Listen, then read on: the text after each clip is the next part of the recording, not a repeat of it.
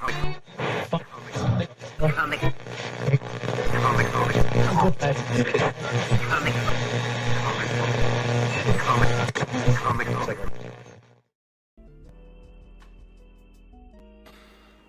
right, hey everybody, what's up? How's it going? Welcome to Comic Book Radio.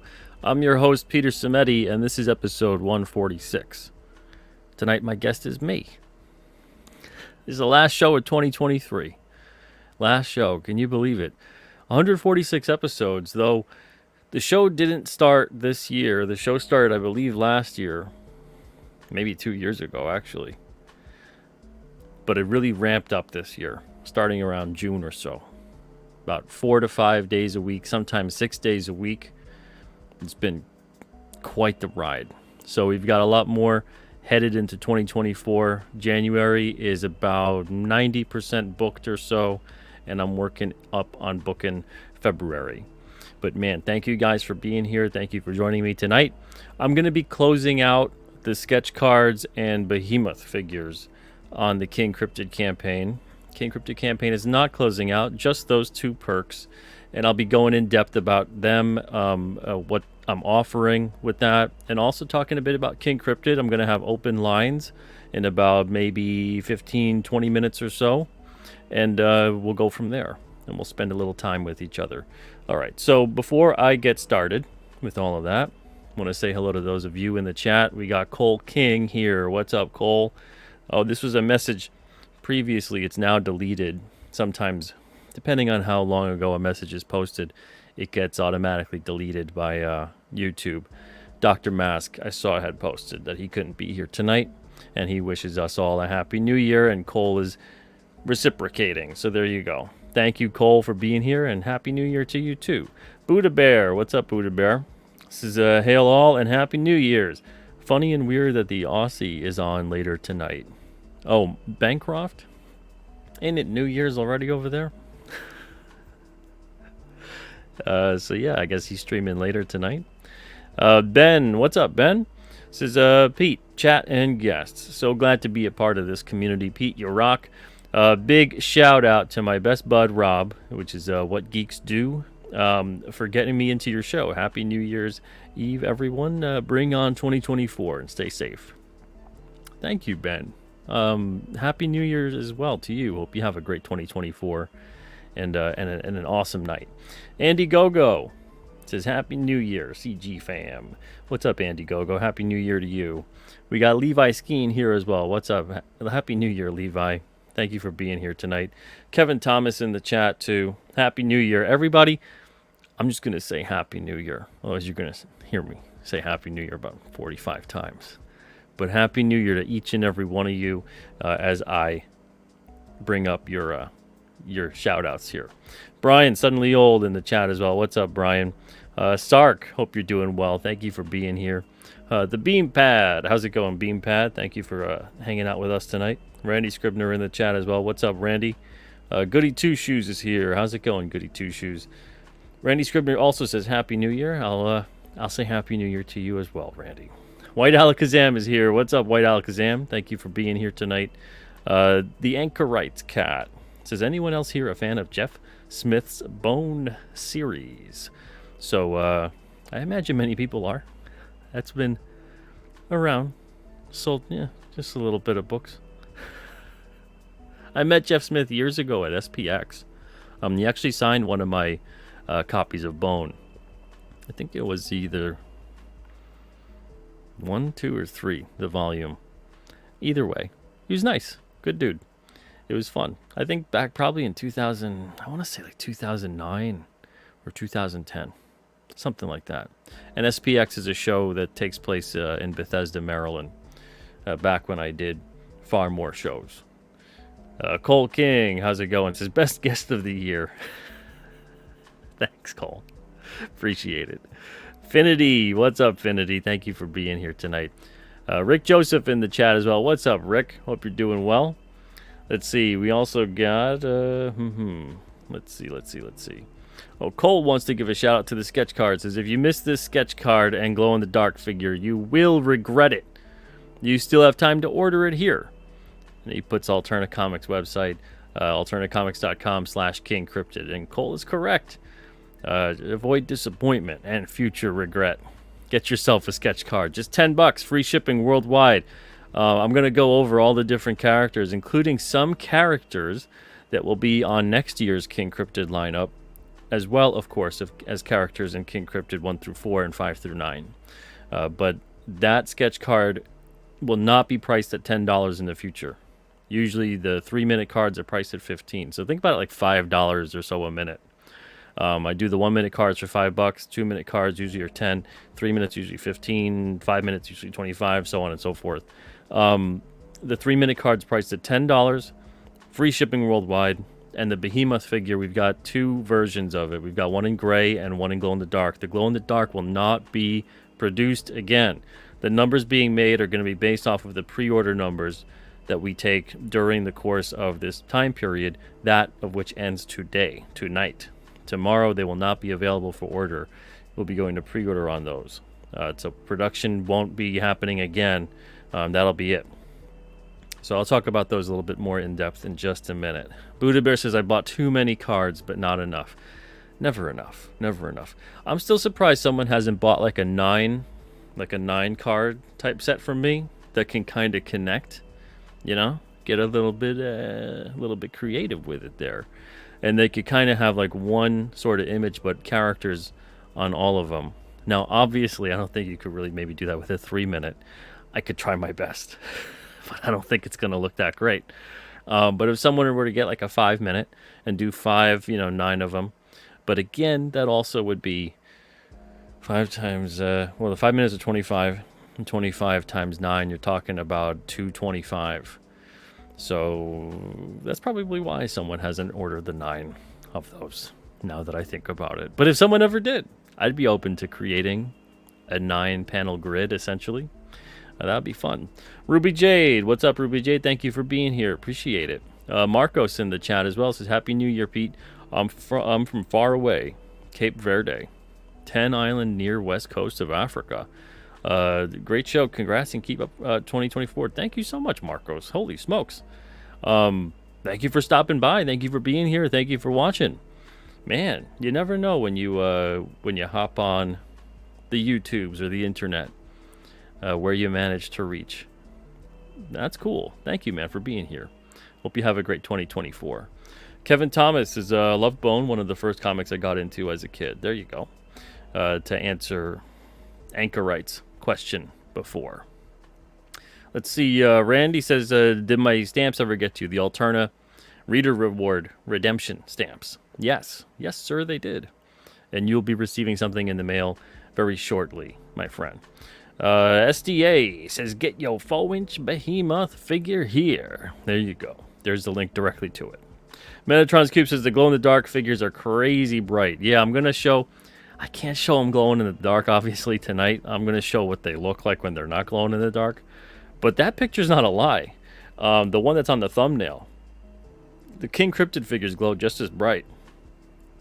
And it's crazy. It is the most intense glow-in-the-dark of any kind of toy, figure, whatever I've ever seen. Very, very bright.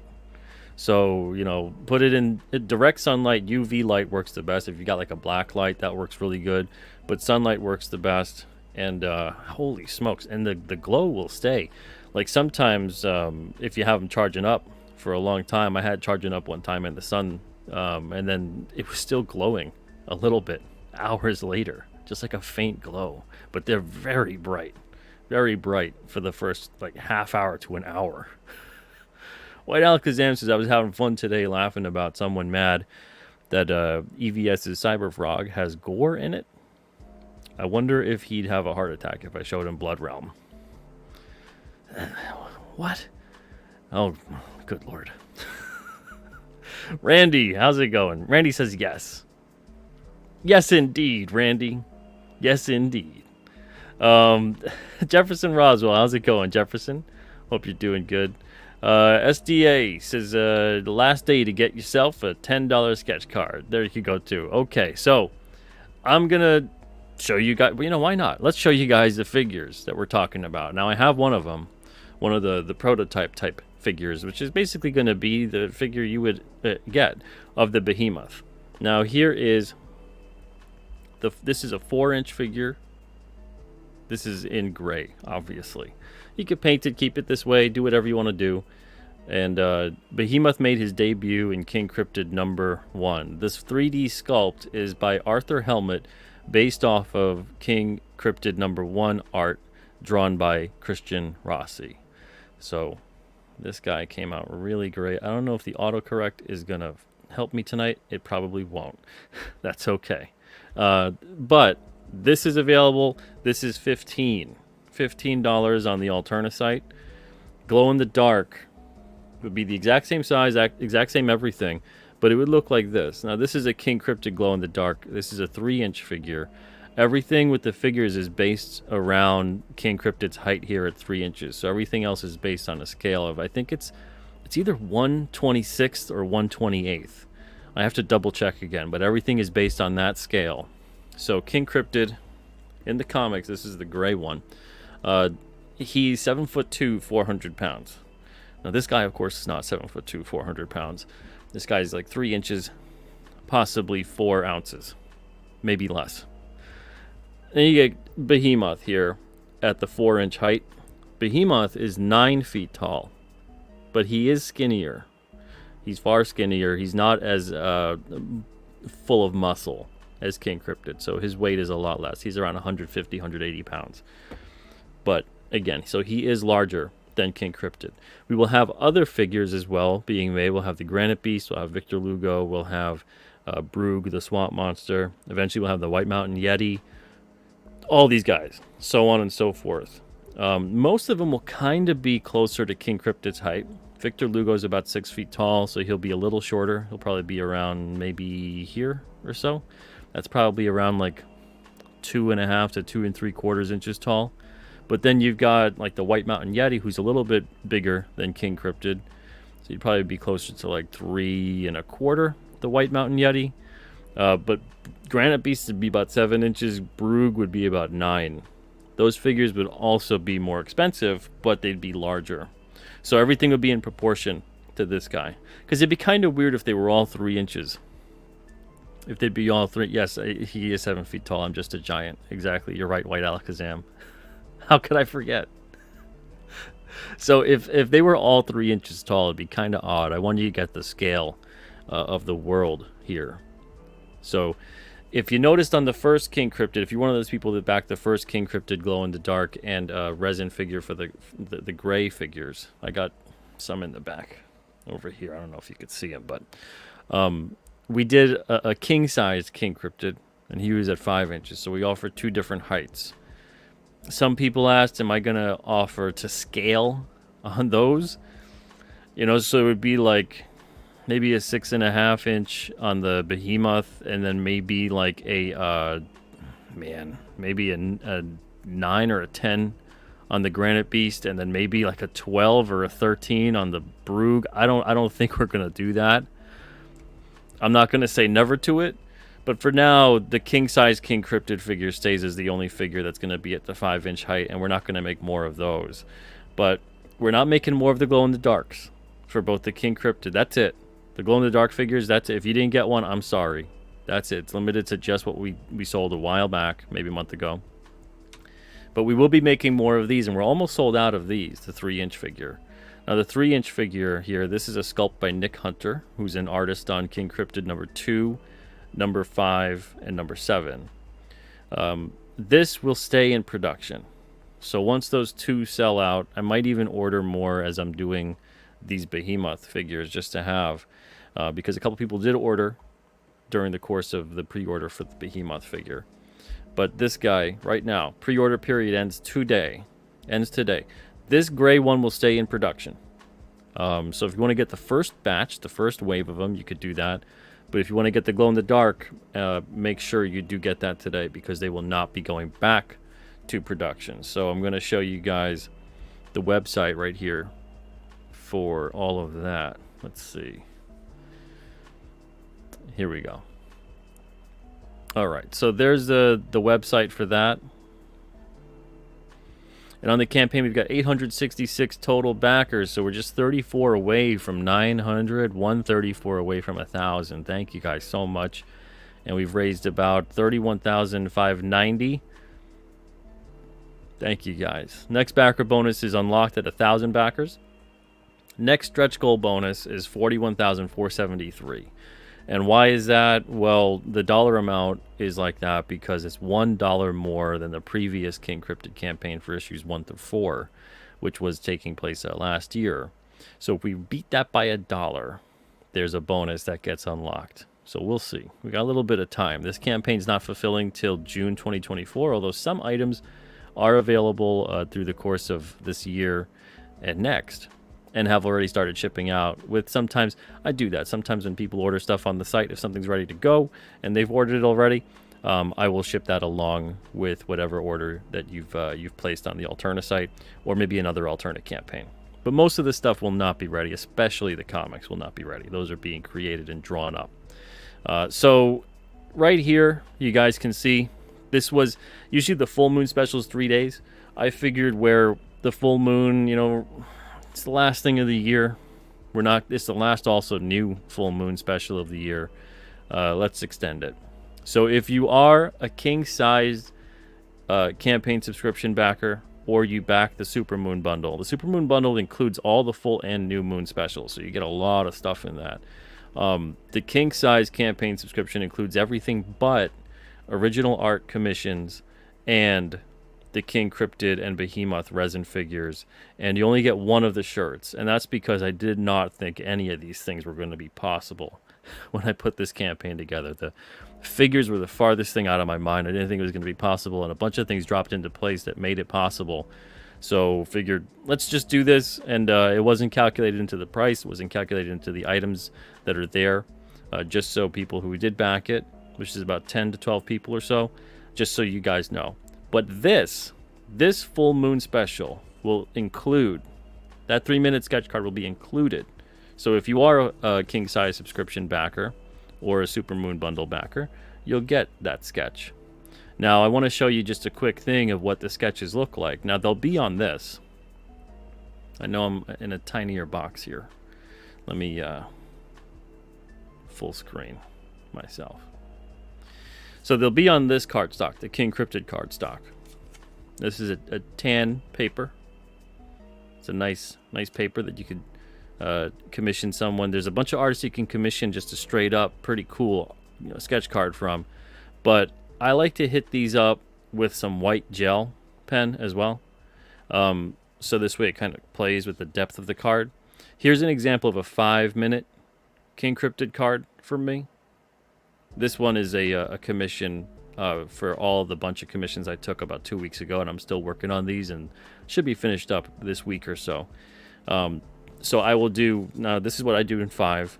I'll make a 3-minute card on this. So the characters that are available, oh, and hey Mike, Happy New Year to ya.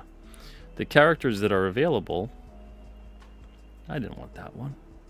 I wanted that one. All right. Now, we got a lot here. There's a lot of King Cryptid characters.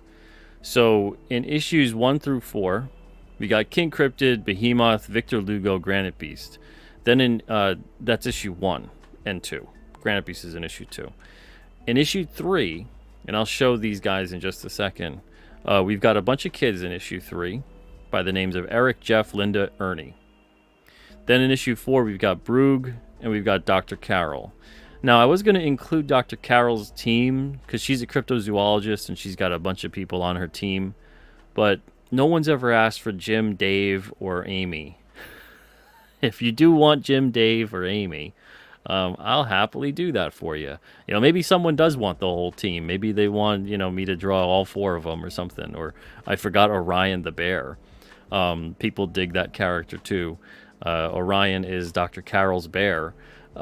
If you guys wanted that, you could do that. So there's actually more characters here than I thought there'd be. Then there's the White Mountain Yeti. You could get that one. There's Agent Grenville. There's Dr. Winters. Those characters are from issue 5.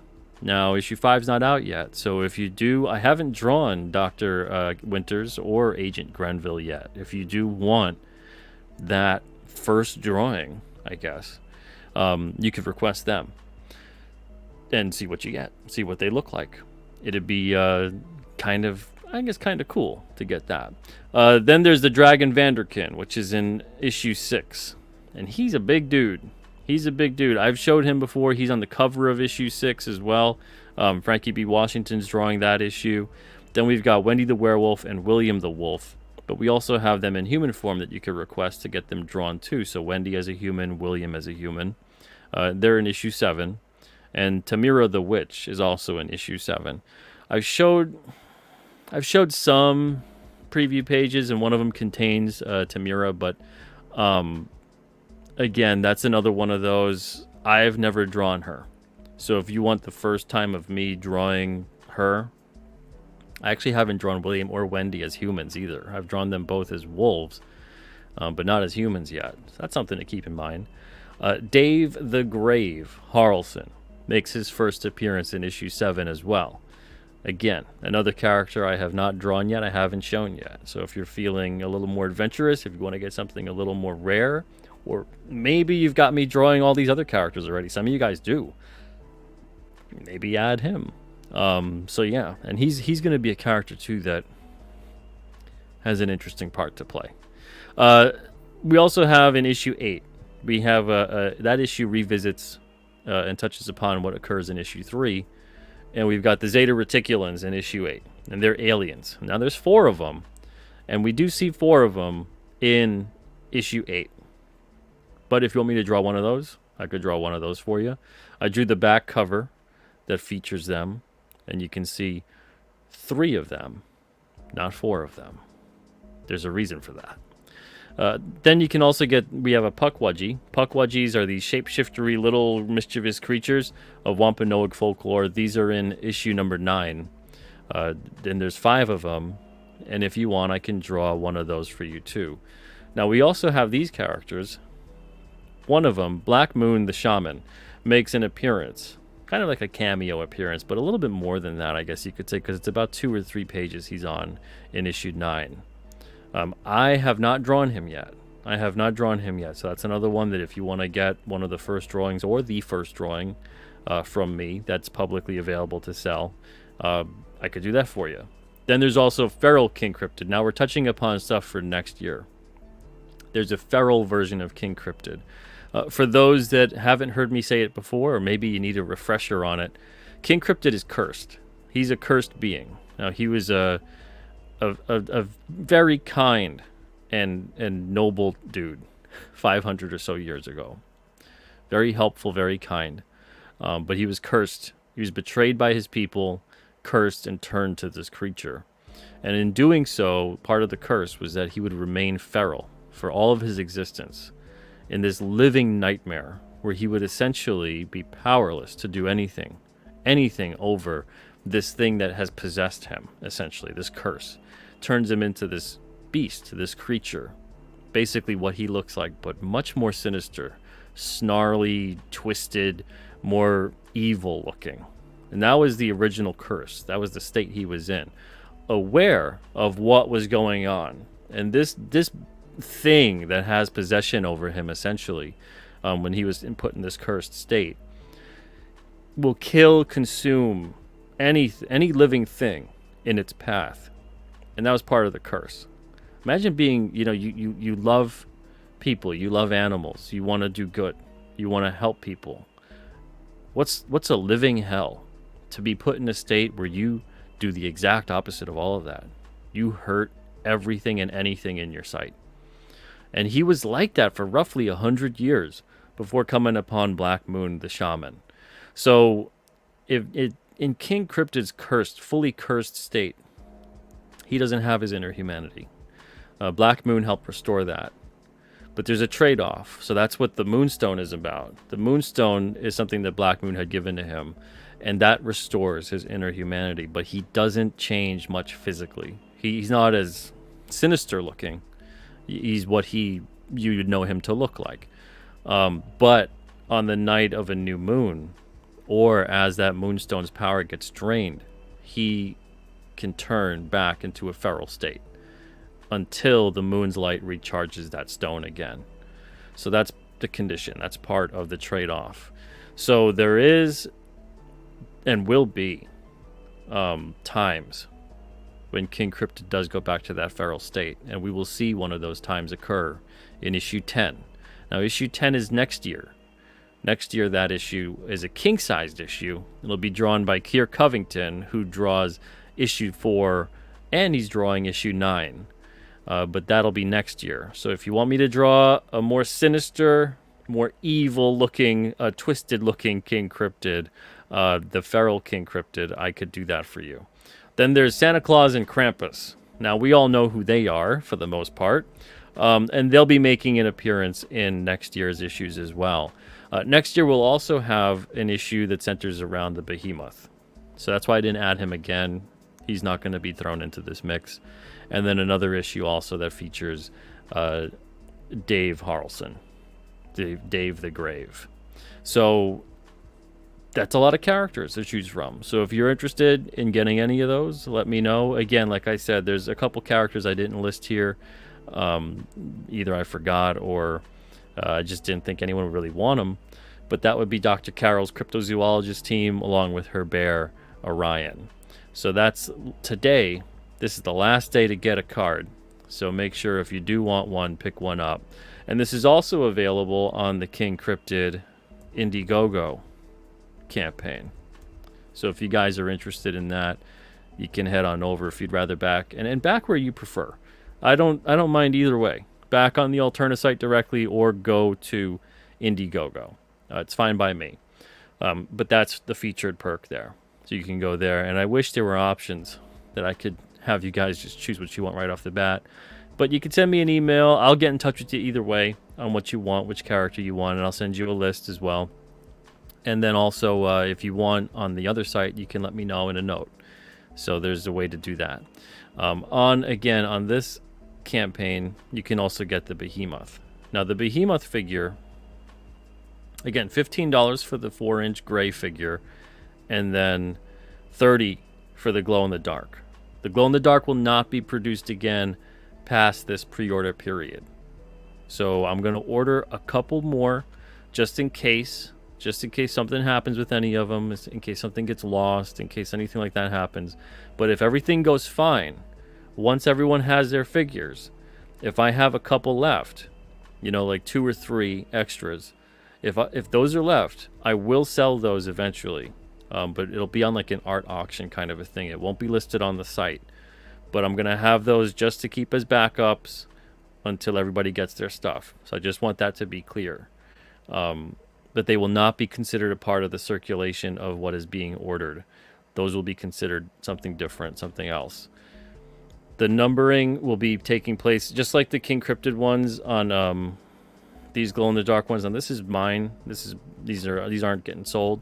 I usually would number them like 1 out of whatever, 2 out of whatever, depending upon when you had ordered yours. So if you were the first person to order your BeheMoth glow-in-the-dark figure, it would be number 1 out of however many were ordered. So again, I want that to be clear too. But look at these pictures in terms of the glow-in-the-dark. That's not a lie. These things glow. These things are bright. And this is what he would look like. Not glowing, of course. So there's the gray like we showed previously, so you could see. And that's that. So yeah, these are available right now. You can go to kingcryptid.com to get the sketch card. And if you want to just do it all in one spot, you can go to alternacomics.com/kingcryptid to get the sketch card and to get the BeheMoth figure. So that's that. That's pretty much it. So thank you guys so much. All right, I'm going to put the link in the chat for you guys. If you do want to pop in and have a little chat, we'll be here for a little bit. Let's see what you guys had said. All right, because I missed a bunch of the things you guys had said. Buddha Bear says, do they work on blacklight as good as the shirts? Honestly, I think they work better. The shirts glow pretty good with blacklight. The figures glow like something I've never seen. To be perfectly honest, it's kind of ridiculous. It's a little frightening. I don't. It glows so well. I don't know if it's necessarily safe for people. They really glow. They're bright, so they glow even better. And I know it's not really like a way to sell the figure. Like this might be hazardous to your health. They glow so well. I'm sure they're not. I'm sure they're not hazardous to your health. I'm sure it's just a higher concentration of some kind of phosphorus or something like that. Usually that's what's in these things that make them glow. But they glow bright. The shirts glow very well, but the figures glow even better. So yeah. Yep, resin 3D printed figure by our very own, there he is, Mike Smith. You guys might know Mike. So yeah, and Mike will actually be on the show in a week or so, and we'll be talking 3D printing. Let's see. Hey, what's up, Tim? Happy New Year to you as well. Brian says someone needs to figure out how to flock BeheMoth. Oh man, that would be cool. Yeah, that would be cool. Like kind of like a Masters of the Universe figure type style with a couple of those guys. Thank you, SDA, for putting up all those links. Really appreciate it. Michael says, made it. Mike, you're running around. Where are you? You're like here and there. You're Mike Smith and you're Ronan. Look at, he's Mike Smith because it's Twitter. Look at that. We're simulcasting right now on Twitter as well. Very nice. Well, thank you for being here on both accounts. Appreciate it, Mike. White Alakazam says, glad I'm bad at remembering names, so I forget all of what's being said, so I'm not spoiled before I can start reading King Cryptid. There you go. That's the thing. There's so much. There's so much in these stories. And speaking of BeheMoth, so here's issue 1. In issue 1, you see Christian Rossi's art, and here is the BeheMoth. So you see he's based off of...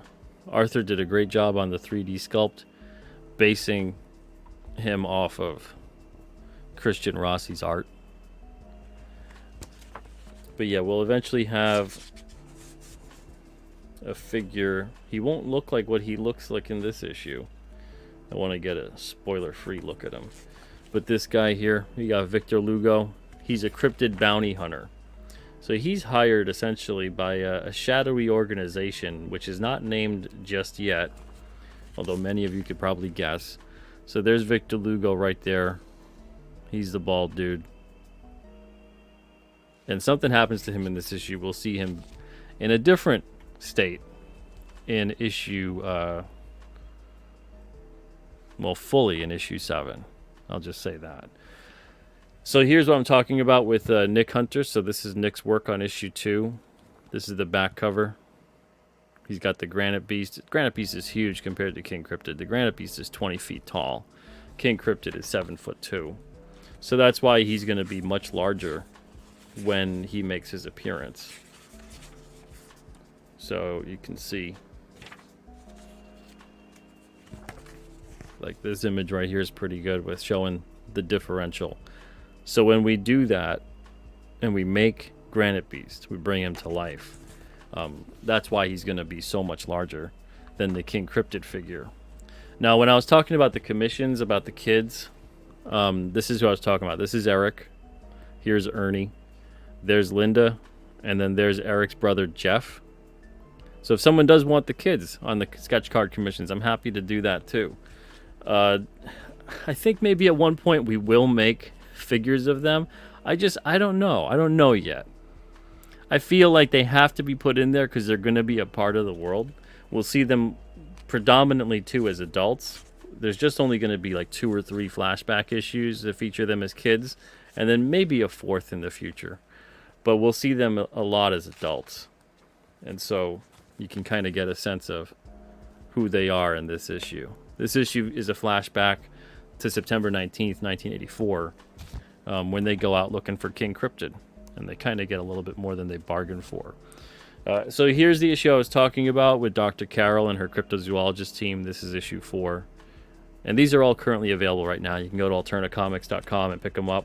Or you can order 1 through 9 and do a catch-up tier and wait till 5 through 9 are done. But here's Orion the bear. And he comes upon Broog. When he meets Brugge, it doesn't really go too great for him. But Dr. Carol and her team are concerned. They're looking for Orion. And this is art by Keir Covington with colors by Christian Rossi. So that's how we meet them. And we learn that Dr. Carol, she's remembering when she first met and saved the life of Orion as a bear cub after his family was viciously killed by cryptids. But no one believed her. No one believed her that the cryptids were the things responsible, that there was some kind of, it wasn't an animal attack, it wasn't a bear attack, it wasn't anything else, it wasn't a territorial thing. It was some kind of a cryptid had killed them. And it essentially is what got her diving deep into this subject. And we learn more and more about her character as the series goes on, about various things that she's been through. But if you guys did want the cryptozoologist team that's with her, I'm happy to sketch those too. I just didn't list those in the suggestions on the site. I don't know. I didn't think anybody would really want them.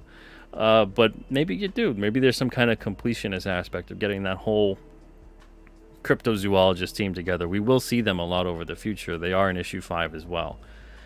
Hey, Spaceman, how's it going? Thank you for coming on down. Appreciate it. Hope you're having a great New Year's Eve. Cole King says, I definitely want the Feral King. That's going to be a fun issue, too. Issue 10 is going to be called Killer King. And that's going to be a fun, big issue that's going to really hit hard. We're going to learn a little bit more about King Cryptid's origin. Not really anything complete, but a little bit more. A couple more pieces to that puzzle. And also a couple of things that are going to be going on during the course of that issue that really help to cement a couple of characters in that world. We see Victor Lugo come back for that issue as well. And yes, a lot of things go on in issue 10, but that's next year. We got a while. I don't want to talk too much about that. Buddha Bear says, I can't wait to have all the characters on sketch card done by Nick Hunter. Man, if you can do that, I'd be impressed. And SDA, yes, BeheMoth or BeheMoth. Now, if you read issue 1, there's a little Easter egg there that hints at why BeheMoth thinks his name is BeheMoth. Of course, why not? When it came for me coming up with a name for him, it really made a lot of sense and was a lot of fun. But we worked that into the story as to, well, why does the character also think that that's his name? Because BeheMoth was a human being and was experimented on, was lied to and experimented on. So very, very shadowy kind of past, doesn't remember too much, and is on a search to try to figure out who he is and what and why these things that were done to him and what that leads to. So when we see him again in the future, especially on next year's batch of issues, that's going to be a real fun issue. A real hard-hitting issue, though, too. A very emotional thing that BeheMoth goes through. But he is one of these characters that he is a friend to King Cryptid. It's not really a spoiler to say that at the end of issue 1, they leave on friendly terms. They part ways on friendly terms. They go their separate ways. But BeheMoth is of the mindset that as long as you stay out of his way, then we're friends. So there's times, and we see it during issue 1, King Cryptid has to prevent him from doing something potentially horrible, potentially devastating, potentially down a path maybe he doesn't want to see this being he cares about go down. And he stops him. But BeheMoth sure as hell wanted to do the horrible thing that King Cryptid didn't want him to do. Now, whether or not this thing is horrible, we'll know how that plays out down the road. But with BeheMoth, he's the kind of guy that he has a very one-track mind. He's very focused on his objectives, on his thing, on wanting to figure out and find out who he is, why these things were done to him, and are they being done to others. So there's times where him and King Cryptid will butt heads, even though they're not enemies. Sometimes they're not all too friendly either. So they kind of have that relationship. They have a very interesting relationship as far as that goes, and we expand upon that later on. But I think you guys are really going to dig that issue. I think you guys are going to enjoy. If you haven't read issue 1, if you haven't read issue 1, 2, 3, or 4, you're missing out. You're missing out. The art alone is great. I'll let you decide what you think of the story, because of course that's my part. I could tell you that it's great. I think it's great. I think it'll entertain you. I hope it does. That's my biggest hope, is that you guys have as much fun reading them as we had making them. So far, people have really loved them. People have enjoyed them, and thank you guys so much for that. It means a lot. But I'm looking forward to expanding upon these characters, the world, the different things that are going on, because there is a lot going on in the world of King Cryptid, which is basically our world. Buddha Bear says, oh, I already read that. Mad Pack says, if you're in Brooklyn, come over. Happy New Year. Hey, well, there you go. Hey, Mad Pack. We also got, it's a Coke Comics or Koch Comics in Brooklyn. We got Buddha Bear says, buy them now. What's $6? Oh yeah, for the issues. I was gonna say the sketch cards are 10, but yeah, the 1 to 4 are $2 a piece, so it'd be $8 there for you. Charlie says, hey, won't be here too long, but glad to be in for a bit. Been a hell of a year and looking forward to the next one. Hey, Charlie, happy New Year's Eve to you. Thank you for stopping by. Appreciate it. Hope you guys have a great one. Cole King says, you got to do every character eventually. I do. I really do, and I will. But it depends who gets these first. My grandma has a complete replica of Bedford Falls that she used to put out every Christmas. Wow. I want to do that with King Cryptid. Man, yeah, I want to... oh, you mean in terms of the figures? Yeah, that'd be cool. That'd be a lot of fun. Man, I would love to see all of that. We have so many characters, like what you just saw. That would be so much fun to get them all done and have them as pieces that you could put together.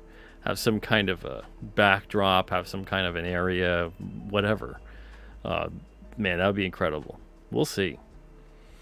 Charlie says, pre-ordered every upcoming issue of King Cryptid. Can't wait to get them in the mail. Good stuff, Pete. Thank you so much, Charlie. Appreciate that. And I'm glad you got yours the other day. It looks like you enjoyed them, so thank you so much, man. Appreciate it. Buddha Bear says, yeah, no, Pete, I can't afford that. I meant just until I get the one. I already commissioned of William to have all the characters from issue 2. I got you. Don't worry. It takes time, right? Let's see. Oh, what's up? Says, I enjoyed issue 1 a lot. I love the art and designs, and we'll try to read the other issues soon. Thank you. Appreciate it. Glad you enjoyed it.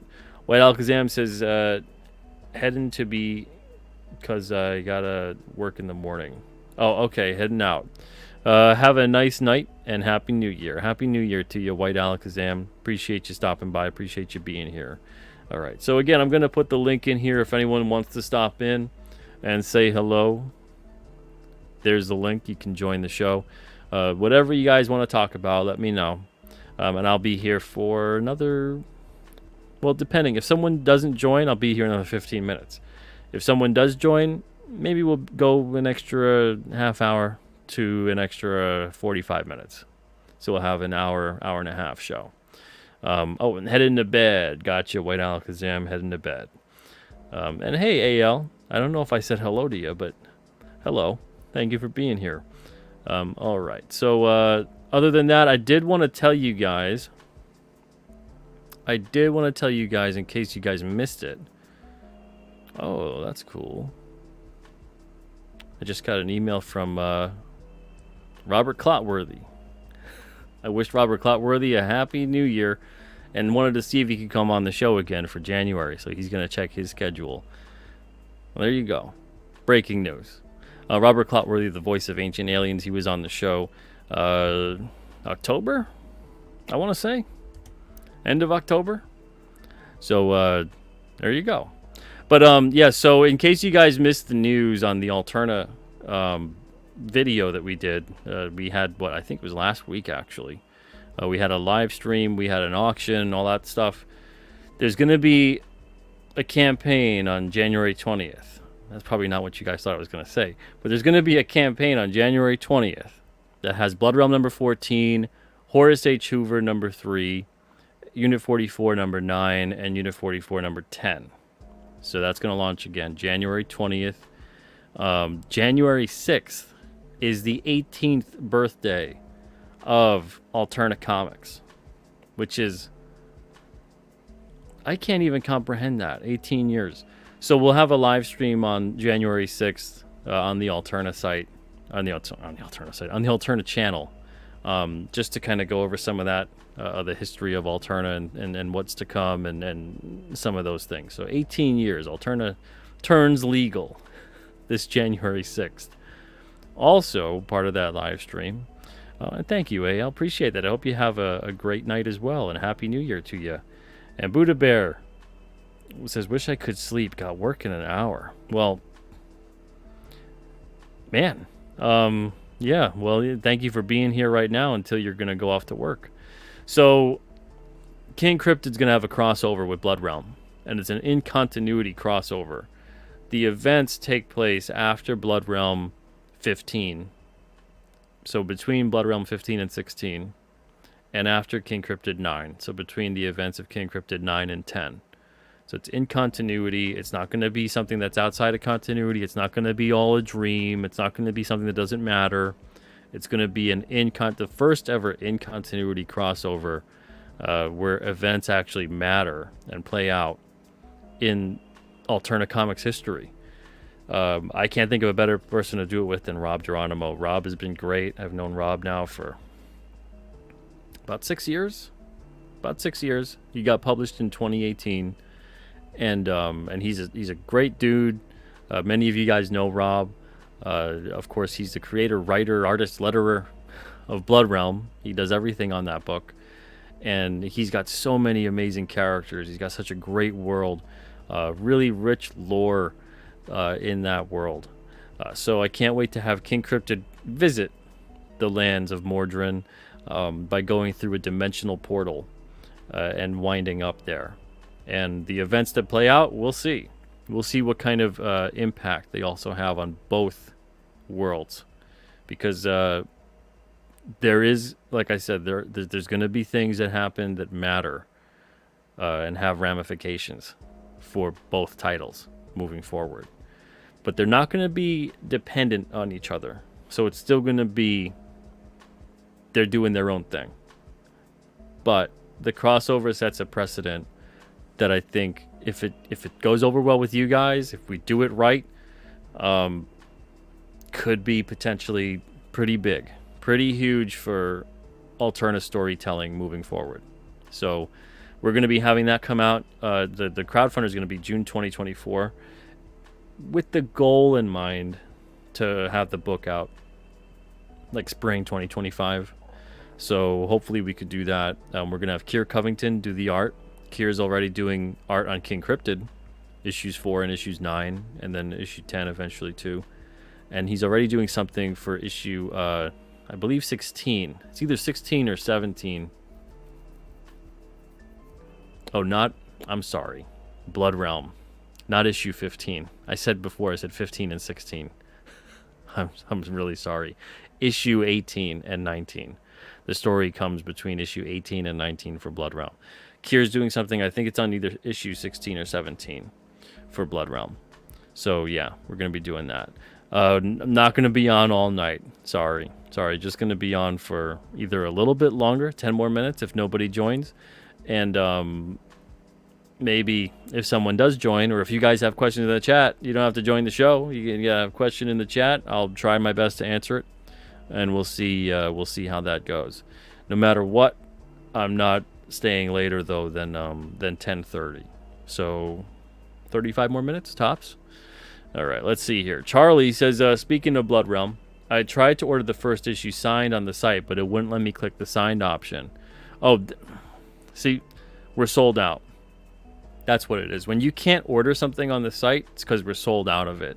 Sometimes it shows up and it actually reads correctly, and then other times it just won't let you order it, depending on how you're ordering it and where you're ordering it. So sometimes if you're ordering off the phone, it won't do that right. Sometimes if you're ordering it off of the main screen itself, as opposed to clicking on the item and then going to the item page, that's stuff that like we can't control the interface on that level, but it's not available to be signed. So I actually have, at this point, I have the signed option on the first issue off, because we don't have any more signed issues of that. But if you do want a signed issue of number 1, although actually I don't know, I don't think Rob has any more number 1 signed issues.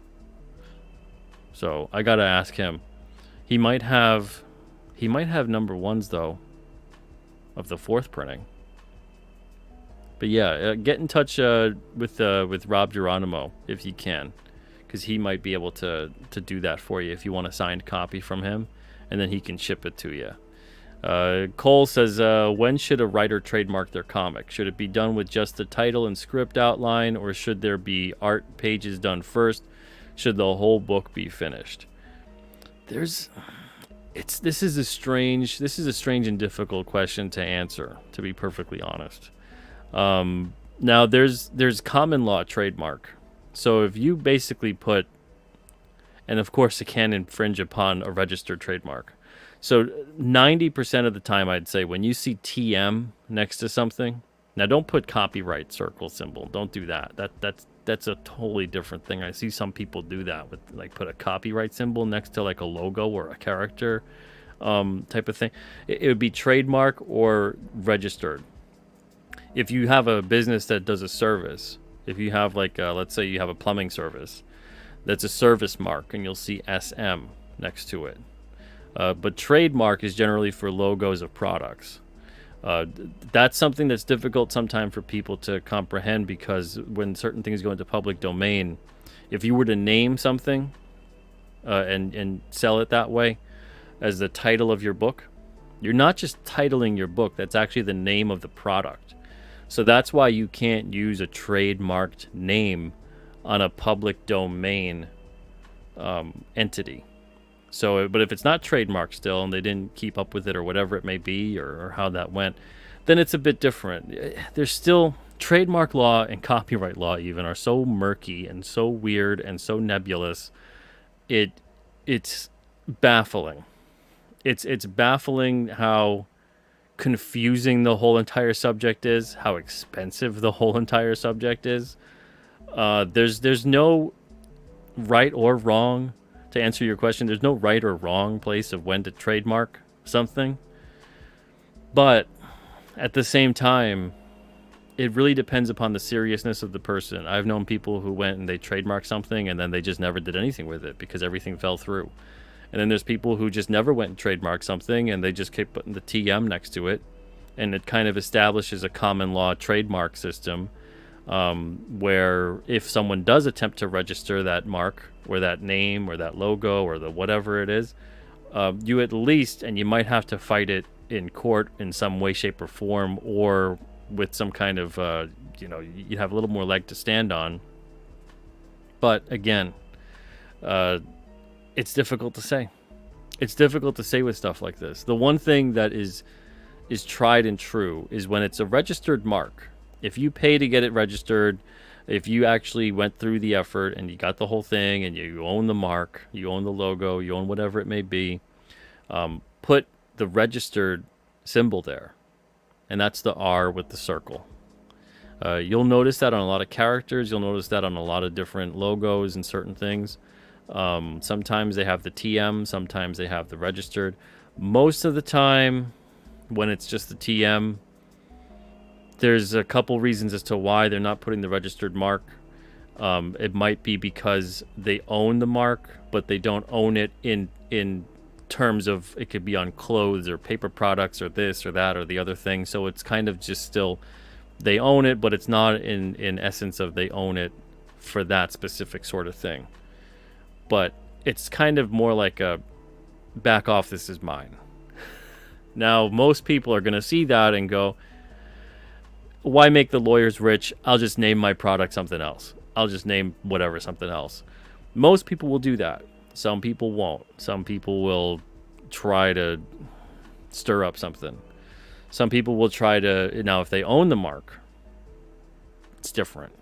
So if you make a mark and then you're doing it and someone else owns the thing that now you're trying to make, they've registered theirs already, you have a kind of a tougher leg to stand on. So now it depends. Are you splitting hairs with what the mark and the purpose of the mark is? But all this stuff is lawyer territory. So I don't like going into the whole thing. I know what I've been told from people who have expertise, and even then it's a game of telephone. So don't take every single thing I say. Take it with a grain of salt. It's what I've been told. It's what people have told me in terms of my understanding, and I'm telling you it. But there's a ton of people out there that put like the trademark, the TM, next to the logo, the character, the whatever it may be. And then that's it. And most people, they see that and they respect it. They respect that, okay, well, that means that that's that person's thing. Even if you want to go and move forward with it and move against it, it's usually going to turn into a headache. It's usually going to turn into it's not worth doing that. And there's a ton of different things that share the same name but are trademarked, and they exist in different kinds of fields, different kinds of departments. They're registered in a different capacity. But like, let's say if Alterna, I mean, hell, there's Alterna Hair Care. There's an Alterna Savings Bank, so now if Alterna, if I wanted to all of a sudden develop a hair care line, Alterna Hair Care is going to come after me. So it's kind of like, if you're going to do your thing, kind of stay in your lane. Alterna, we make comics, we have characters revolving around comics. And that's kind of it. So, but yeah, to get more specific with your question, there's no real right or wrong time. But I would advise everybody, when they're putting their stuff out there with logos and everything, try to remember to at least put the TM, put that there. And if you do pay for the mark, if you do register it, put the R with the circle. Levi says, last you said you no longer have copies. I might still have an extra copy of Alternative Tales #1. You want it? Signed by me. Well, I got one copy. Do you want to give it to me, Levi? Do you want to give me that copy? I don't want you to do that. You should save that. You should save that, and you should sell it. You should sell it. Don't just give it to me, Levi. But that's really cool, man. Cole says Kier's art for the crossover is so good. Yeah, Kier's gonna be doing some killer art for that Blood Realm King Cryptid crossover. Let's see. Paul says, get a sketch cover, the best #1 of Blood Realm. There you go. Yeah, get a sketch cover drawn by Rob. Let's see. Yeah, Charlie says, I'll try to get in touch with him. Yeah, good luck to you. Right now he's on his honeymoon, so he'll be back in like 2 weeks or so. So if you want to get in touch with him at that point. Charlie, good luck. Yeah. Red Centric, Happy New Year. Happy New Year to you. Happy New Year to everyone. There you go. Thank you, Red Centric, for being here tonight. Let's see. Have you tried talking with Tim and Mark about Black Hops? Lots of cryptids in those books. No, I haven't tried talking to them. No, haven't tried. Victor Hunter says maybe the whole book. Oh man, can you repeat the context? I'm sorry, Victor. Ross says, like with Steamboat Willie, it goes public domain tomorrow, but that doesn't mean you can actually use it. Yeah, so you'll see that within the context of stories, like let's say you want to use Sherlock Holmes. Sherlock Holmes is so dicey, so it's weird that I choose that one, but I'll choose it. Actually, you know what? I'm going to choose Conan the Barbarian. So if you want to have Conan the Barbarian, you can't title your book Conan the Barbarian. That's trademarked still under the estate, under the ownership, and other people have it, and they've optioned and paid for it. But Conan the character is public domain. So you can have a book still, call it something else, call it, by Crom or whatever, or just the Barbarian. and still refer to him as Conan within the book, because the title of the book is the name of the product. And I know when people see that, they go, but it's the title of my book. But yes, it's also, it's the name, it's the definitive name of your product. So that's how it's seen, that's how it's registered, that's how it's viewed. Commercially, that's how it works. So it gets dicey, it gets, confusing, but that's one way to always remember it, that the title isn't just the title of your story or the name of your character.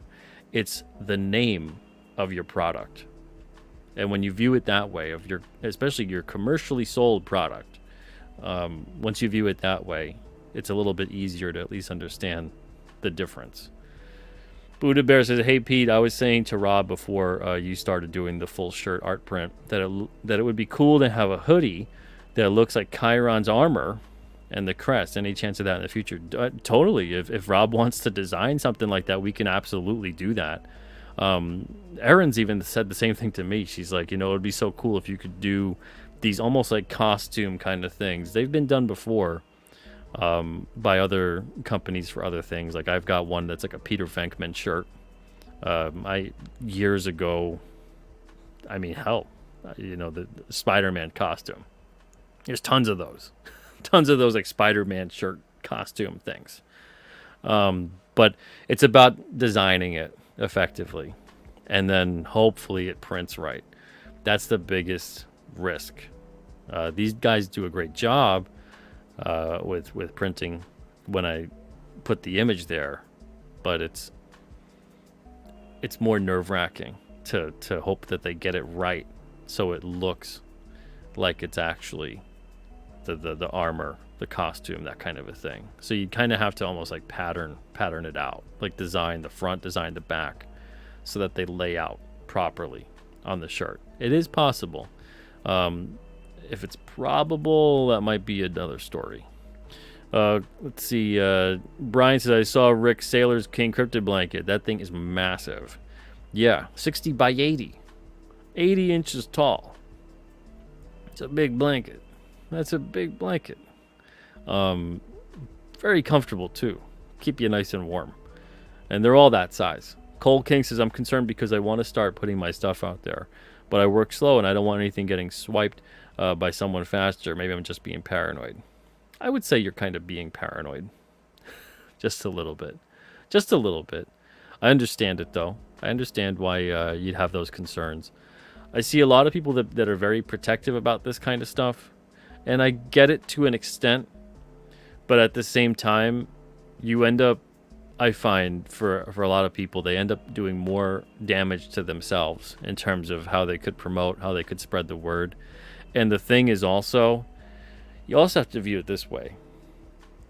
The earlier you can get conversation going, something out there, the talk about it, all that kind of stuff, the more you can get that out there and established that you've done it, the less likely the ability of someone else to come along and claim that they did it first. I've created a lot of different things over the years in my head, that I didn't put out there because I just didn't have the time to do it. And I would see then someone come along with a very similar or almost sometimes the exact same story. It's crazy and weird. It's like an Inception sort of thing. And that they would do that. Now, I was sitting there with that thought in my head for this kind of story maybe a year or two before that person put it out there.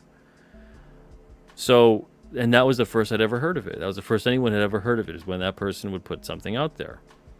Now, because I didn't say a damn thing about it the entire time, if I were to come along and say, "Hey, I thought of that," and only a thought, years ago, you're ripping me off. How could you say that? You can't say that. There's not even an ounce of credibility to that statement. Anybody could come along and say, "Hey, I thought of that thing." And I'll be like, "Well, did you talk about it? Did you post something about it? Did you, can you show me? Did you even print anything? Did you do even the slightest of anything to put that out from just a thought and an idea into something somewhat tangible?" And they'll go, well, no. Well, then, no, you didn't think of it. You didn't put it out there. You didn't make it real. So I find a lot of people over the years, they really stray away from doing that kind of stuff and talking about the things they're working on because they don't want someone to steal it. But more often than not, someone will come along eventually and do the exact thing that you were thinking of doing that might have been original at the time. And now it's going to be even more difficult for you to establish that you did it and came up with it first. So make that of it what you will. Let's see here. Cole says, I've actually dealt with Sherlock Holmes copyright. They are so petty about a lot of stuff. You can use him, but there are specific weird things you can't do with him. Yeah, I believe the lady's name is like Andrea or something like that. If I'm remembering correctly. I talked to her. She's like a British lady. I don't know if she's passed at this point. She might have. But I had several phone conversations with her, and they were all very polite and friendly and kind of threatening, because we had a book a long time ago that this guy Brett Herholtz had worked on, and that was the last time I was like, I don't want to deal with any public domain crap ever again. This was like, I mean, Alterna might have been 3 or 4 years old, and he had put out this book that was based on a I think it was like Warrington Gillette or something like that. I think that was the guy's name. I forget. A play. It was based on a play, a Sherlock Holmes play. And that they wanted to kind of come after him, and they wanted royalties, they wanted this and that and the other thing. None of it stood up whatsoever. It was just a big waste of time. It was a total tremendous waste of time. So yeah. But yeah, the whole I don't like getting involved with all the public domain stuff, because I don't see a lot of usefulness in it. And I know some people do, and that's great. But to me, the public domain is great for, you can easily be directly inspired by that work and that character and create something that riffs off of it, maybe even rips off of it, and not have to necessarily be worried about a lot of blowback legally. That's the biggest thing. That's the biggest advantage. But even then, it's like you can create your own original thing. Every single thing that's public domain that goes into it, like people were talking about Steamboat Willie, and there's all kinds of other things. You know, Zorro, Sherlock Holmes, etc., etc. You could make your own version of that very simply. You know, so you could be inspired by those things, totally. But you can make your own version. And not use a name and not use anything that has to do with that character, really. And still look at it and go, yeah, I could see where, you know, that character is similar to that other one. That's about it. And then you have your own thing. Your own thing completely and entirely. So that's why I think the value of public domain is at, but at the same time, you know, there's a lot of people, obviously, who've done stuff with it. Disney being the most notorious in terms of taking fairy tales and whatnot that were obviously in the public domain, and then making their own versions and then trademarking those versions. So it's different. And even things like Wizard of Oz. There's all kinds of things. You know, you can do certain things when you commercially produce it, and it has to be related more towards the material that's actually in public domain as opposed to how it was transformed later on. Even the idea that you can take... See, this is what I'm talking about, where it's nebulous and complicated and confusing and ridiculous. You can take something that's public domain, tweak it a bunch, and even though the core of that thing would be public domain, the transformation you did to the public domain character is not public domain. You know, like Ruby Slippers is MGM. Silver Slippers is L. Frank Baum. You know, it's that kind of stuff. And that's when it turns into, well, you shouldn't be able to own anything. The basis of it is not yours to begin with. So it's such a stupid thing that's gotten so complicated. So complicated. But, yeah, I hope my big, convoluted, crazy, confusing explanation helps you for real. But yeah, no problem, Cole. Bobo says it's been New Year here for a while.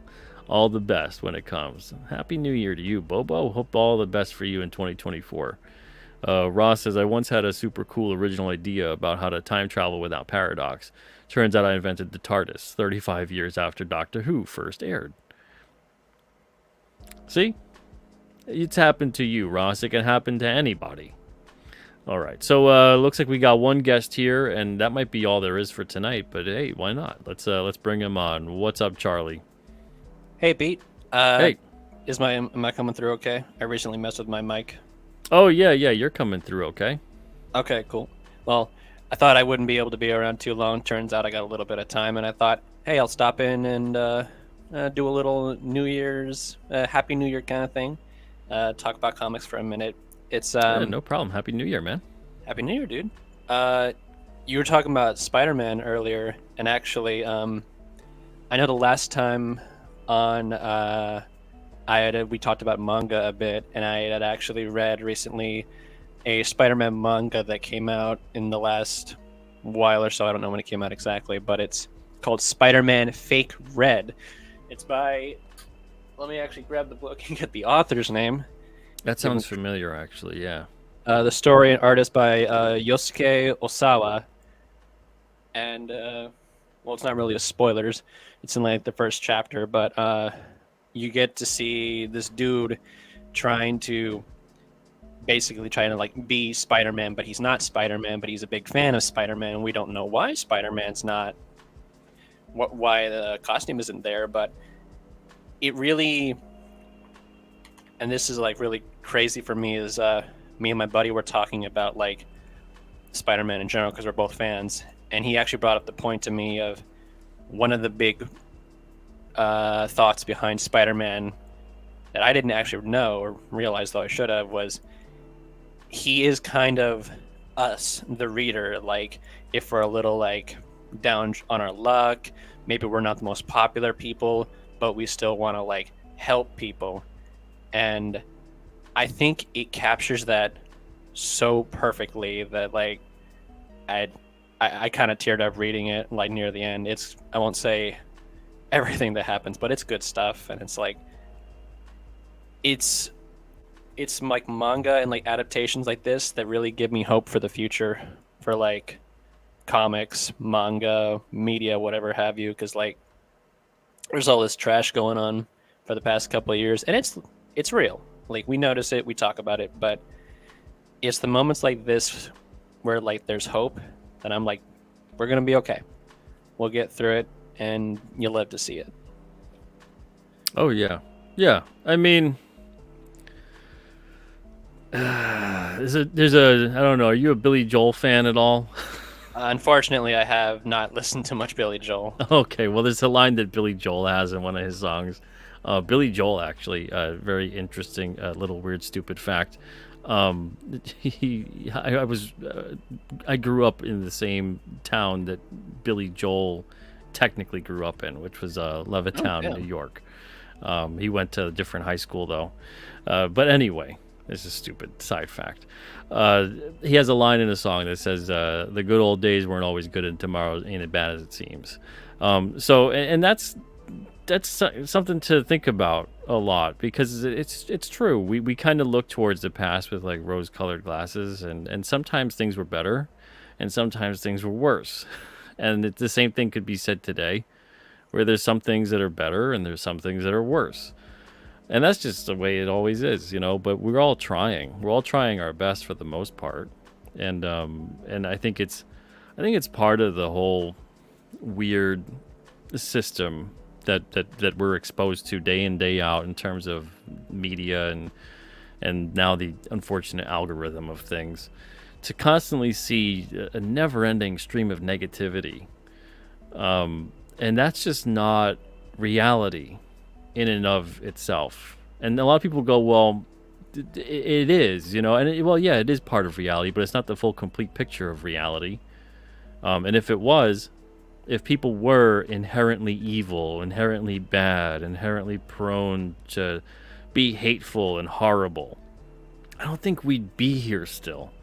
I think we would have all just killed each other a long, long time ago. So, even though a lot of these things have happened, there's no denying that. There's hateful people. Um, it's not the majority of people. And I think that, like you were pointing out with that book, that hits a nerve with a lot of people. Even that itself, the fact that something like that would hit a nerve with a lot of people, the fact that heroism hits a nerve with a lot of people, that right there shows that there's a lot of good in people. People might even inherently, to some extent, be good, and maybe be more sculpted by life's experiences to be inclined to hate or be negative. So yeah, it's great to see that you found something that kind of gave you a little bit more hope and positivity towards the future. 100%. And it's I actually, if you know anything about Warhammer 40,000, and if not, that's fine. Imagine like the most dark, like grim dark sort of setting you can in the 40,000 years in the future, and then times that by 20 and make it galaxy wide. You would have something maybe a little close to how bad Warhammer 40k is in terms of like the setting, and it's where the term grimdark comes from. There is just almost constant reason to be sad or angry or be like there is no hope, but there are moments and like stories and stuff in the whole thing where it's in between fighting literal gods of chaos, like multiple species of Xenos that either want to enslave, kill, or eat you or lobotomize you. All this awful stuff, there is still hope, and there's humanity struggling to fight through it, and they can be just as bad, but it's still that refusal to give up. And so like I've been very immersed in that. And then for anyone who's maybe like not into that, I also recently went through the story of Les Miserables. I can't pronounce that. Les Miserables. For anyone who's Les Miserables. Yeah, Les Mis. Yeah. And if anyone knows the story of that, it's just a very good and very dark and depressing depiction of like the French Revolution. And it's just, I kind of like, I enjoy sad stuff like this. And then I look at real life and I think, we could be way worse. And we still have plenty that we can do to make things better and help each other out. And it's also in seeing those moments of heroism and hope in those truly nightmarish situations that like inspires me, and I'm sure they have inspired countless other people. I mean, Les Mis was written like what, the late 1800s? Yeah, dude. Well, I mean, always been like that. I always think of that Gandalf quote from Tolkien about that it isn't big acts of power that keep the darkness at bay. It's like the small, ordinary acts of kindness and love. And the thing is, once you lose those, that's how the big bad grows. That's how the darkness grows. Once we lose the niceties, the respect, the love, the kindness, the little things, that's how the big things become big and bad and overwhelming and horrible. They kind of grow with that. They fester. So that's why it really is like when people say that they feel powerless about something, they feel helpless about something. I totally get it. I think we all feel that way at one point or another. Sometimes multiple times, maybe even in a day. But it's so important. It's so important to realize, because there's a ton of moments that hit where even when things seem horrible, that there's people who are kind. There's people who will, and we all know these people where you could be in a really bad spot, and all you got to do sometimes is just let people know. Just be brave enough to admit sometimes I screwed up. I'm scared. I'm in trouble. I need help. And there's an overwhelming amount of people who will be there to be like, hey, what is it? Let's talk. What can I do? How can I help? Tons of people. And that in and of itself says so much. And it doesn't even be like, it doesn't have to be someone that you even know a lot of the time. It could just be somebody who, let's say you posted something on online, on Twitter or social media or whatever, or you just went on a stream and you started saying something, and you came on here today and just were starting to talk about something about where you're at. I guarantee if either of us were to be like, man, I'm in a really bad place right now, everyone would be like showering you with love, giving you support, and that's people. I've seen it happen. Yeah. And I think it's a sad part of the system and the dynamic in which we live in that is constantly trying to manipulate us into thinking that isn't the case, that people don't care about each other, that people don't want to help each other out. And if anything, the more you see that, it's no wonder why the more it starts to fester and get into everything. The more negativity that spreads on that level, convincing people that no, people don't care about each other. They hate each other. They're everyone just waiting to just be horrible to each other. No one wants to actually help each other or be kind. The more we become convinced of that, of course, the more we manifest that kind of behavior, and then the worse it at least seems to get. And then there's some people that become more impressionable, and they go for that, and they turn more and more negative, and then they lash out. And that, I think, is also part of that whole weird system that we live in, because it keeps people from feeling like they can't do anything. And then once people feel helpless and hopeless and powerless, they surrender that to somebody else who says, well, I'll be the savior for you. And that's the part where it gets real dicey. So helping each other to become, I think, more empowered and more stable, feeling loved, feeling appreciated, feeling acknowledged or supported, that's tremendous. And there's tons of people out there that do that all the time. So yeah, but yeah, I mean, it's interesting that you bring this up on like New Year's in a way too, because that's like, it's such a common thing where a lot of people are like, oh, this year is ending, hopefully next year is better. We could put this year behind us, that kind of a thing. There's always that inclination of hope, and it's funny because it's really just another day. It's not anything really more than that. But there is that sense of, all right, maybe we can move forward on something, and I could, take the time this year, I'll do this or that, the other thing. And, and everyone makes their resolutions or tries to commit to something that they want to do and to improve their life and work on it, and whatever that may be. And whether you stick with it or not, the fact that we give it our best, a lot of us every year, to do that says a lot too.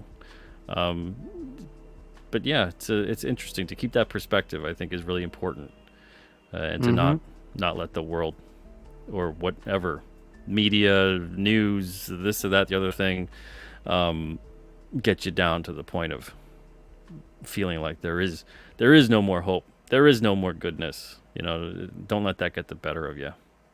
Yep, I think that's as sucky as life can be. It is just one of the most important things, and it always sounds dumb. It always sounds corny and like it doesn't really help, but you have to find some way to keep that hope. And if you can't, well, maybe someone else can help help pull you up off the ground, at least enough to help yourself. Yeah. I don't know who said it, but I heard this quote a long time ago, and I'm not particularly religious. I mean, I believe there's stuff out there. I mean, heck, we were talking about cryptids last time I was on, but this is a really pertinent quote that God helps those who helps themselves. And that might mean certain things to certain people, but I think to everyone it can take out of that if you can help yourself, you can just do a good lot already, and then you can help other people, and we can work together and try and make things better. It's not all going to be perfect. That's never going to happen, but if we can do the little bits at a time and work up to it. I mean, look at you, man. You've been like, your alternatives turning 18 soon. It's crazy. And I'm Yeah. hoping I can do the same thing with my thing and like everyone else. It's we wouldn't have gotten here if people didn't try. Yeah, I mean, there's a time I didn't think Alterna would turn 3, and then I didn't think Alterna would turn 5, and then I didn't think Alterna would turn 9, and there's been all these different moments where I'm like, yeah, maybe this is the year I just don't do any of this anymore, and then I'm always surprised by, okay, I and it always starts with I have to dig deep, and I have to go, okay, well, what the hell else am I going to do? This means a lot to me. I'm going to try to keep doing this. And I'll have to think about a different way to approach it, but I'm going to try to keep doing it. Sometimes I have to shift gears and change certain things or whatever it may be. So it always starts with like reassessing what I'm doing first.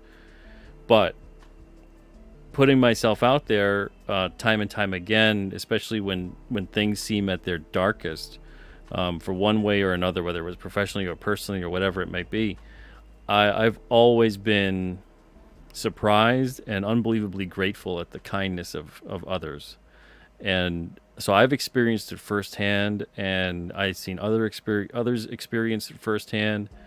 And I believe in the power of people. I believe in the power of what you just said, where, God, whether you believe in God or not, or whatever it may be, we all have a million names for the same thing. And I think that's the truth. Whether you want to call it God or anything else.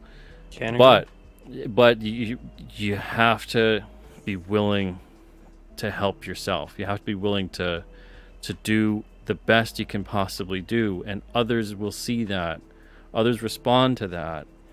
If you sit there and you wallow in pity and you wallow in feeling bad for yourself, it's going to be really difficult for you to get out of that spot in life. It's going to become like a weird, seductive poison. And at first it might seem like it's great because people might be giving you all this pity.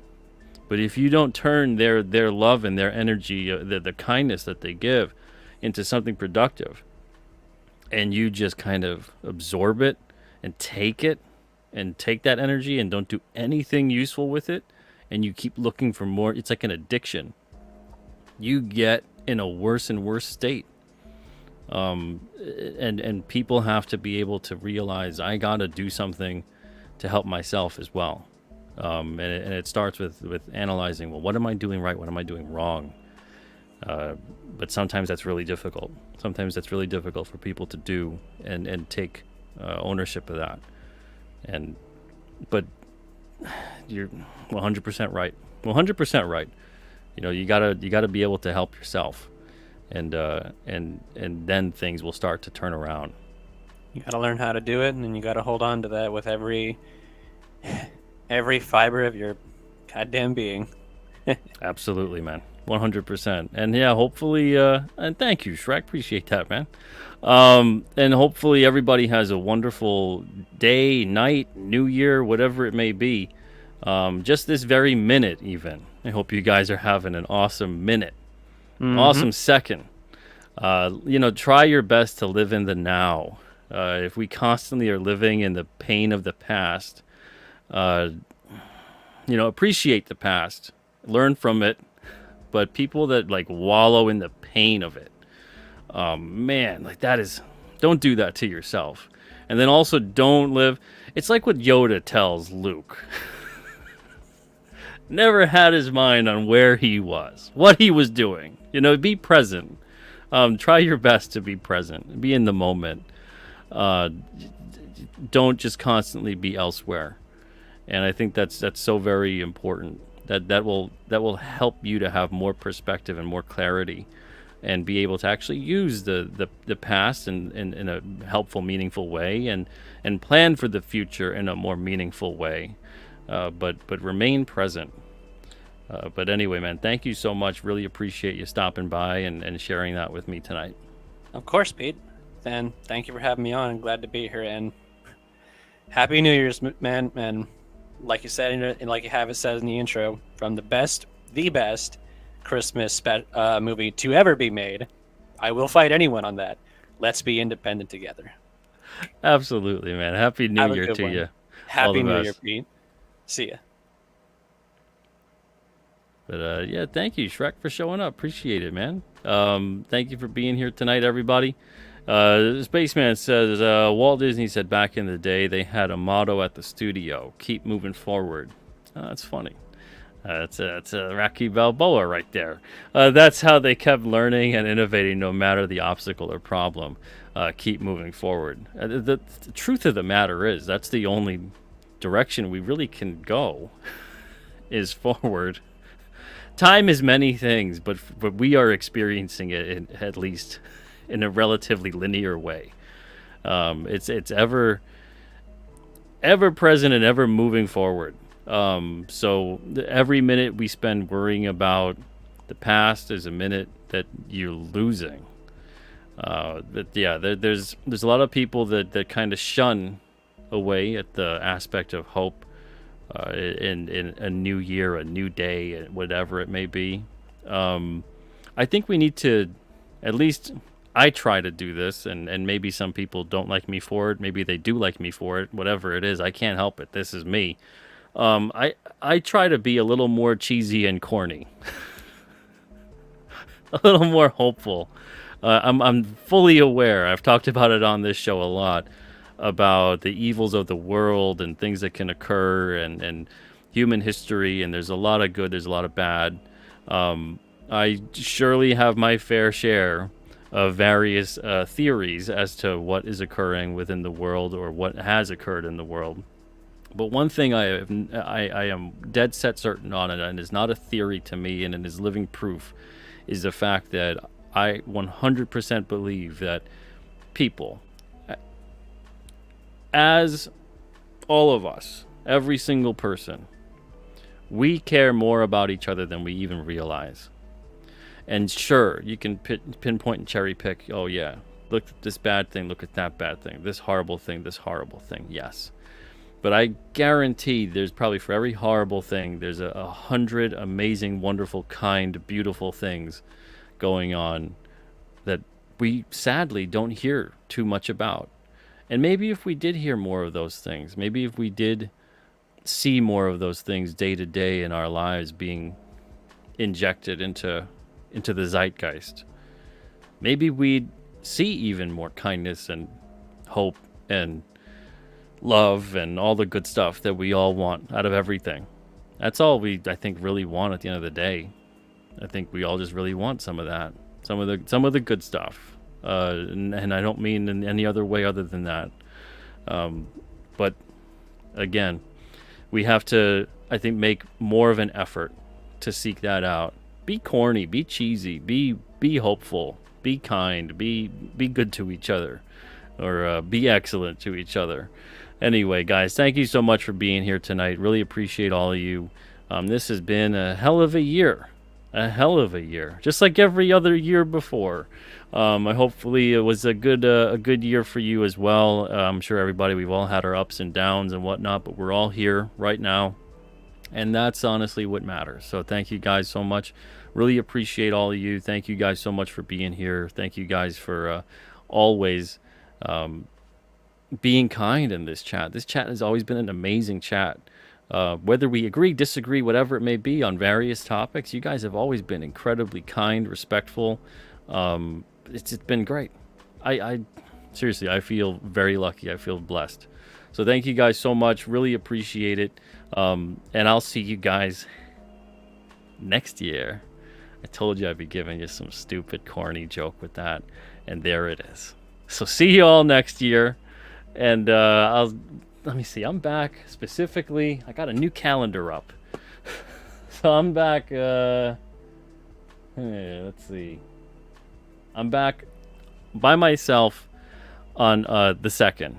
On the second. So I'll see you guys at that point in time. I got something fun ready to be uploaded to you guys tomorrow and even tonight. Check the channel back tonight. Just something a little fun. But I'll see you guys on the 2nd. Everybody have a wonderful year. The rest of it, anyway. If it's already passed for you, hey, Happy New Year. And again, I'll see you guys next year. Thank you guys. Everybody take care. All the best. And have a great night. And if I don't see you, an even better year next year. And even better tomorrow. See you guys soon. All the best. Take care.